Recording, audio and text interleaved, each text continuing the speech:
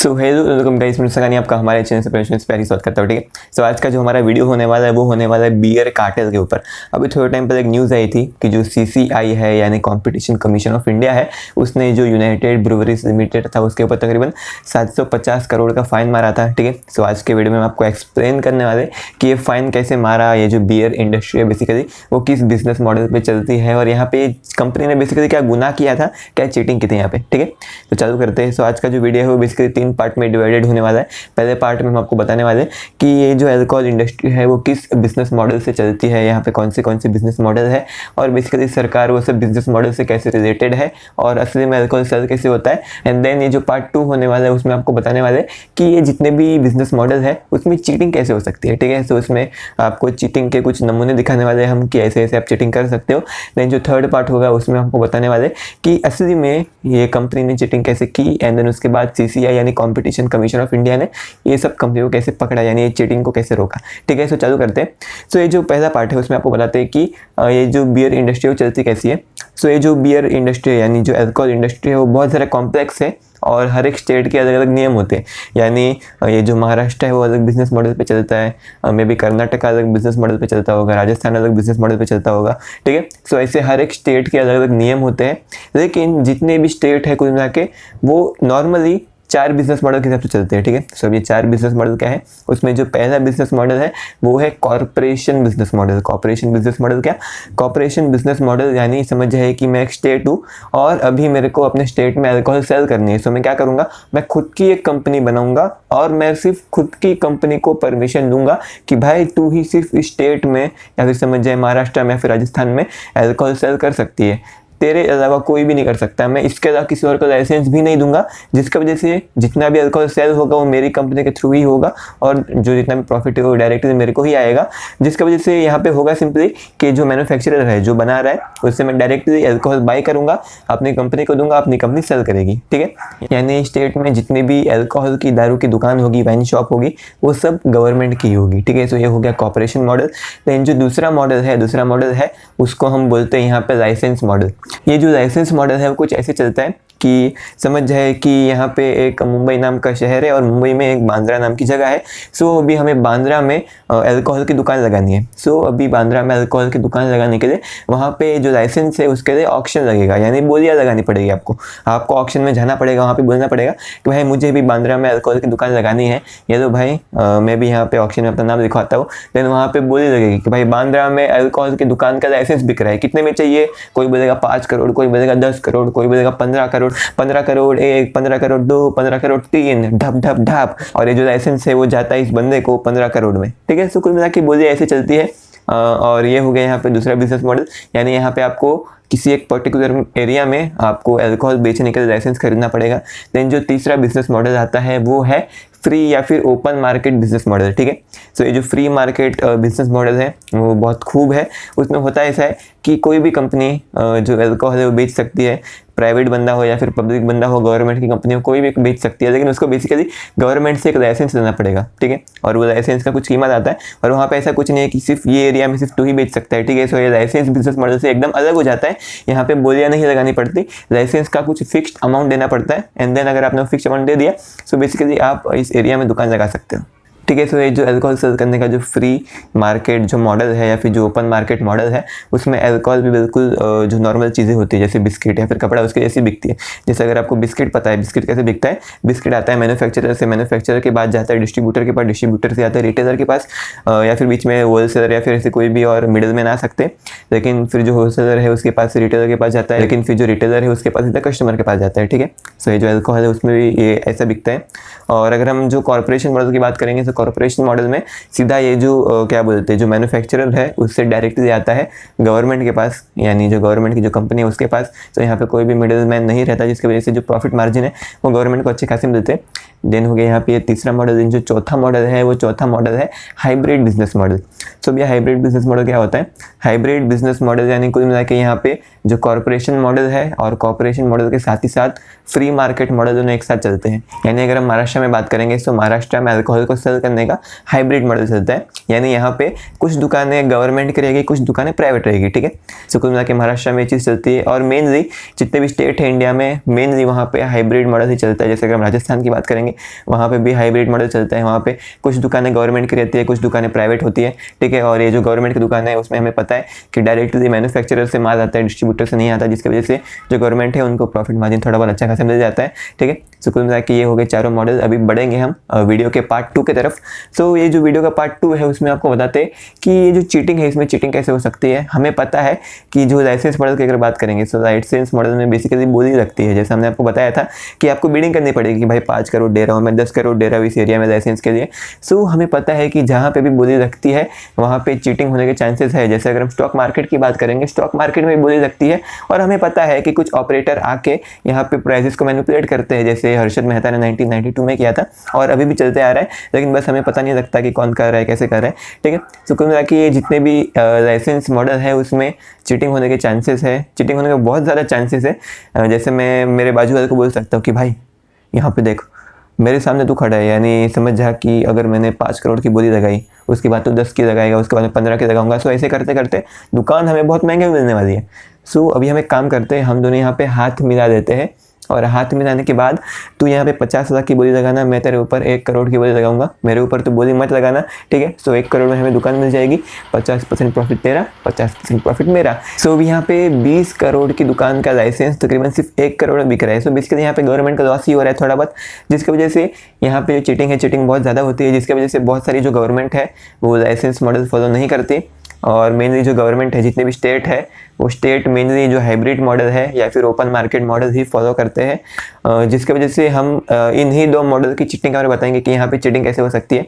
सो ये जो hybrid model है उसमें चीटिंग का पहला तरीका ऐसे हो सकता है कि ये जो गवर्नमेंट होती है, गवर्नमेंट अल्कोहल सेल करने पे कुछ रूल्स लगाती है, कुछ गाइडलाइंस लगाती है कि आपको ये रूल्स के हिसाब से चलना पड़ेगा। अभी गाइडलाइंस का एग्जाम्पल क्या हो सकता है, गाइडलाइन का एग्जाम्पल ऐसे हो सकता है कि आपका जो प्रॉफिट मार्जिन है वो सिर्फ 10% का रहना चाहिए या फिर 20% का रहना चाहिए, या फिर जो डिस्ट्रीब्यूटर है उसका जो लाइसेंस मिलने के लिए आपको ये क्राइटेरिया क्रॉस करना चाहिए, आपके पास इतना बैंक बैलेंस होना चाहिए, आपके पास ये इंश्योरेंस होना चाहिए, वो होना चाहिए, या फिर बेसिकली आपको ट्रांसपोर्ट करते टाइम ऐसी गाड़ी में ट्रांसपोर्ट करना पड़ेगा, या फिर बेसिकली आप एक टेम्पो में सिर्फ 10 बॉक्स ही ट्रांसपोर्ट कर सकते हो। सो मैं ऐसा नहीं बोल रहा हूँ कि ऐसे कोई रियल नियम है, मैं सिर्फ यहाँ पे ऐसा कुछ भी बोल रहा हूँ क्योंकि ऐसे नियम हो सकते हैं।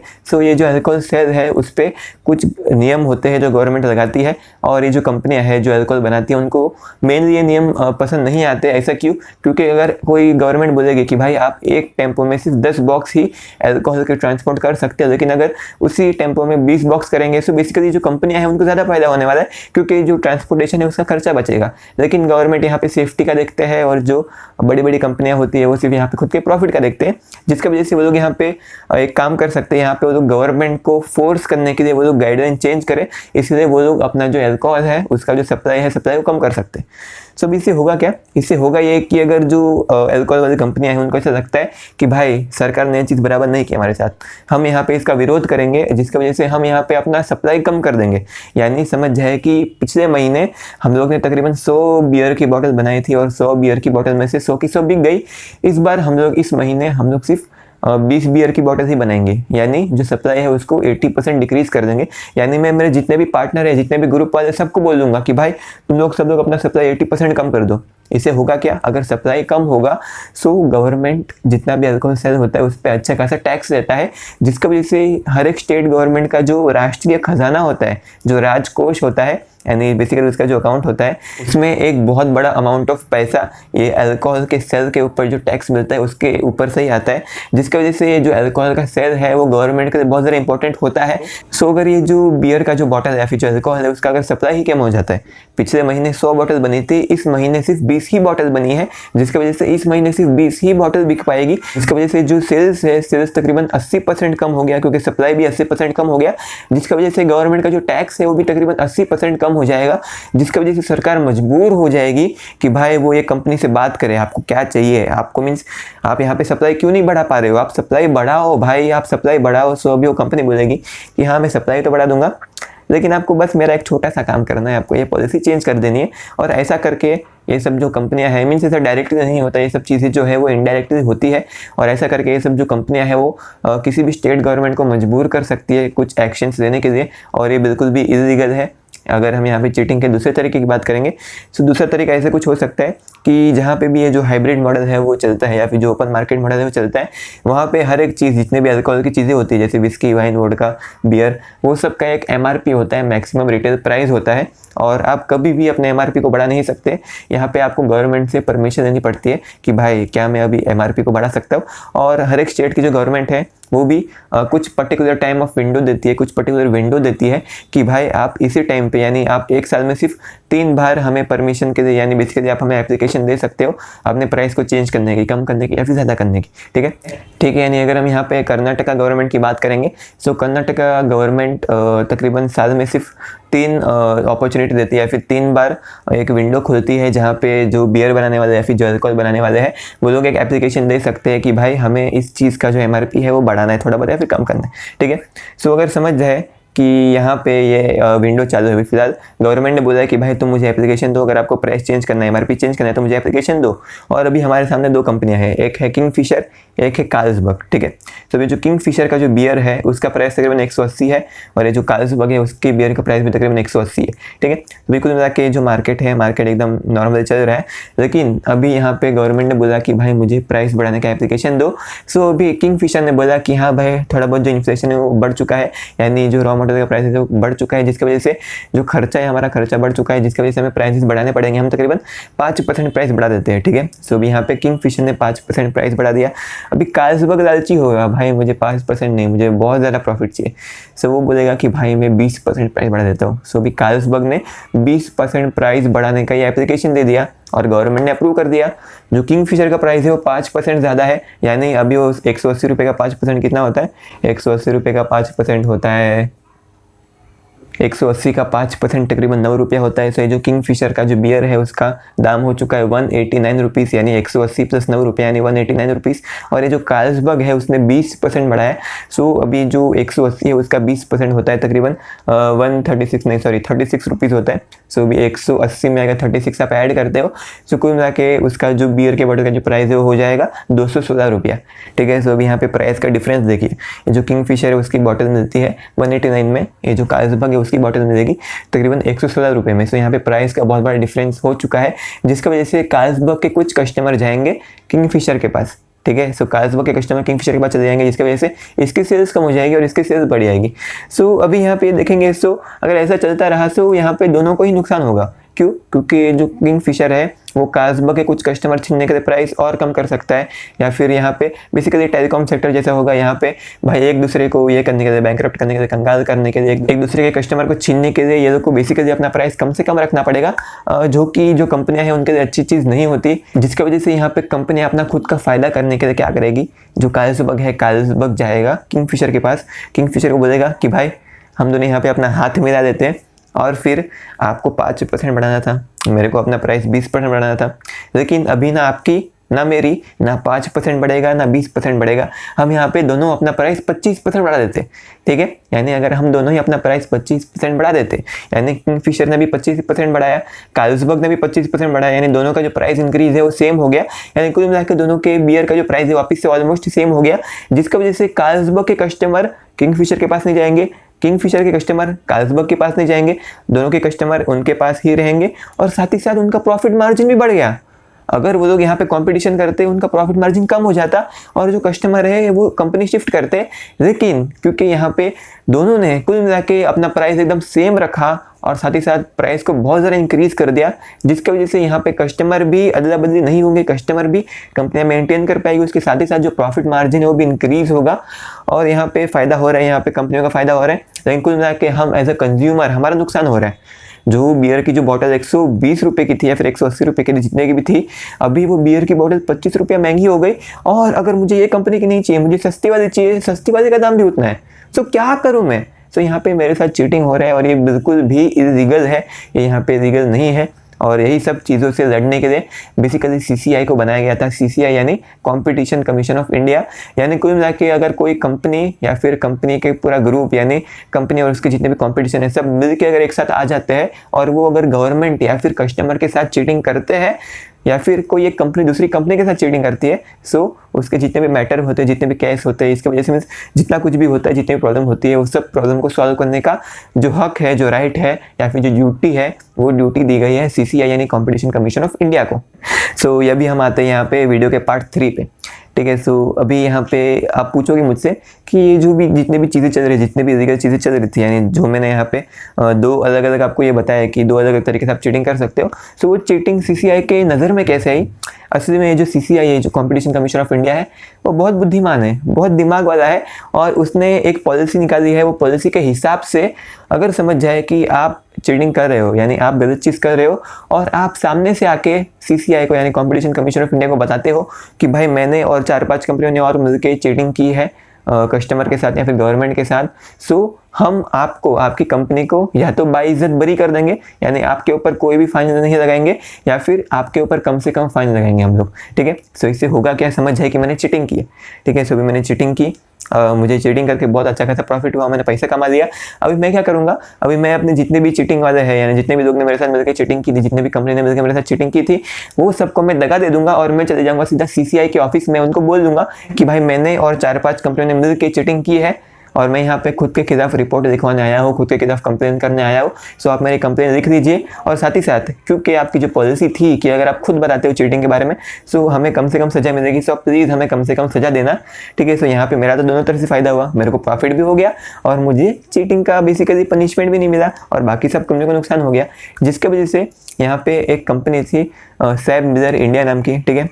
सो उसने यहाँ पे पूरा भांडा फोड़ा। यहाँ पे असल में हुआ कुछ ऐसा था कि एक कंपनी है AB InBev नाम की, एनहाउजर बुश नाम की एक कंपनी है, और उन्होंने सैब मिलर कंपनी को खरीदा था। जो एनहाउजर बुश जो मैंने बताया, वो यानी जो AB InBev, उसको हम शॉर्ट फॉर्म में बोलेंगे AB InBev। सो वो बेसिकली पूरी दुनिया की सबसे बड़ी बियर मैन्युफैक्चरर है, सबसे बड़ी बियर की कंपनी है। देन जो सैब मिलर है, SABMILLER, वो दुनिया की दूसरी सबसे बड़ी बियर मैन्युफैक्चरर है।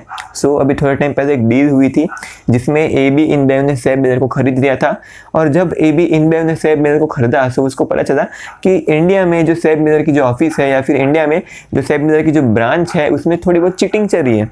उसमें हो ऐसा रहा है कि वो लोग गवर्नमेंट को और कस्टमर को उल्लू बना रहे हैं, वो लोग एक साथ मिल के प्राइस को फिक्स कर रहे हैं, या फिर बेसिकली वो लोग एक साथ मिल के सप्लाई को कम करे, गवर्नमेंट को बेसिकली पॉलिसी चेंज करने के लिए फोर्स कर रहे हैं, जिसकी वजह से AB InBev ने सोचा कि हमें भाई ये चीज़ मेरे एथिक्स के साथ नहीं चलती, मैं गलत काम कभी नहीं कर सकता।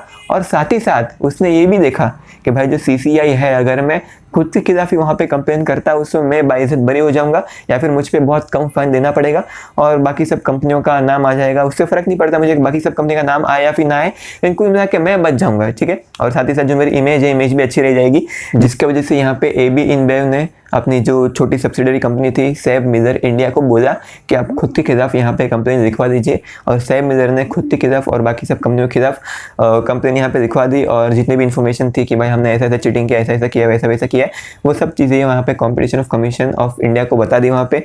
जिसके बाद एक एक करके सब ने अपना अपना पत्ता खोल दिया, जिसके बाद एक एक करके सब मीन्स एकदम ताश के पत्तों की जैसे ढहने लग गए। सैब मिलर इंडिया ने पहले बताया कि भाई मैंने ऐसा ऐसा किया है, फिर उसके बाद कार्लसबर्ग इंडिया ने बताया कि भाई मैंने भी ऐसा ऐसा किया, मैं भी कबूल करता हूँ। फिर ऐसे करते करते जितनी भी कंपनियाँ थी जिन्होंने ये सब इलीगल चीज़ें की, वो सब ने एक एक करके सबको बता दिया। क्यों बता दिया?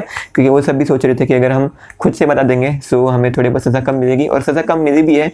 और उन्होंने बताया कि 2007 से लेकर 2018 तक हमने यहाँ पे चीटिंग की थी, हमने यहाँ पे कस्टमर को और गवर्नमेंट को उल्लू बनाया था, या फिर कस्टमर और गवर्नमेंट को क्या बोलते बकरा बना के हमने ज़्यादा प्रॉफिट अपने खुद के लिए हासिल किया था। यानी कुल मिला के हम लोग नहीं, सॉरी मैं पीता नहीं हूँ, मैं अल्कोहल नहीं पीता हूँ, यानी आप लोग अगर आप पीते हो तो आप लोग, अगर आप नहीं पीते हो तो दूसरे लोग, ठीक है। यानी जितने भी लोग 2007 से लेकर 2018 तक अल्कोहल या फिर बियर खरीद रहे थे, आपने बहुत ज़्यादा प्राइस पे किया है।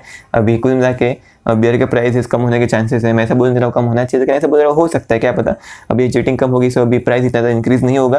तो कुल मिलाकर उन्होंने बताया कि भाई हमने ऐसा ऐसा किया है, जिसके बाद competition of commission of India ने पूरा रिसर्च किया, जितने भी ऑफिस थे सबके ऑफिस पे छापा मारा और ये सब चीज़ें की, जिसके बाद उन्होंने यूनाइटेड ब्रूवरीज लिमिटेड को 750 करोड़ का फ़ाइन मारा। जो कार्लसबर्ग इंडिया था उसके ऊपर तकरीबन कुछ 125 करोड़ का फ़ाइन मारा। एंड जो आइबा था, कुछ अल्कोहल एसोसिएशन ऑफ इंडिया ऐसा कुछ तो था, उसका फुल फॉर्म ऐसा है जो आपके सामने रहेगा, उसको तकरीबन 60 लाख रुपए का फ़ाइन मारा, ठीक है। और कुल मिला के ये जो पूरी कहानी थी वो यहाँ पे ऐसे ख़त्म होती है, और वो बहुत इंटरेस्टिंग कहानी थी, हमें बहुत मज़ा आया आपको ये बताने में। और साथ ही साथ कल हमारे चैनल पे तकरीबन 500 सब्सक्राइबर पूरे हो चुके हैं। उसके लिए थैंक यू सो मच, आपने हमें बहुत सपोर्ट किया और आपके इसी सपोर्ट के लिए थैंक यू सो मच।